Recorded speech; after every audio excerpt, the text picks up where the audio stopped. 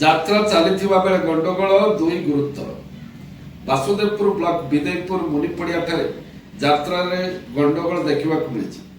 ଦୁଇ ଜଣଙ୍କୁ ଗୁରୁତର ଅବସ୍ଥାରେ ବାସୁଦେବପୁର ମେଡିକାଲରେ ଭର୍ତ୍ତି କରାଯାଇଛି। ଗୁରୁତରମାନେ ନିକଟସ୍ଥ ବିରସପୁର ଅଞ୍ଚଳର ବାସୁଦେବ ଜେନା ଓ ସୁଦର୍ଶନ ବିଶ୍ୱାଳ ବୋଲି ଜଣାପଡ଼ିଛି। ଏମିତିକି ଯାତ୍ରା ଭିତରେ ଥିବା ସମସ୍ତ ଚେୟାର ଭଙ୍ଗାରୁଜା ହୋଇଥିଲା। ଶେଷରେ ପରିସ୍ଥିତି ଏମିତି ଉପୁଜିଲା ଯାତ୍ରାକୁ ବନ୍ଦ କରିବାକୁ ପଡ଼ିଲା। ସୂଚନା ଅନୁସାରେ ବିଦେଇପୁର ମୁନିପଡ଼ିଆରେ କପିଳମୁନି ମେଳା ଉପଲକ୍ଷେ ଯାତ୍ରା ଦୁର୍ଗା ମନ୍ଦିର ପରିବେଷଣ କରୁଥିଲା।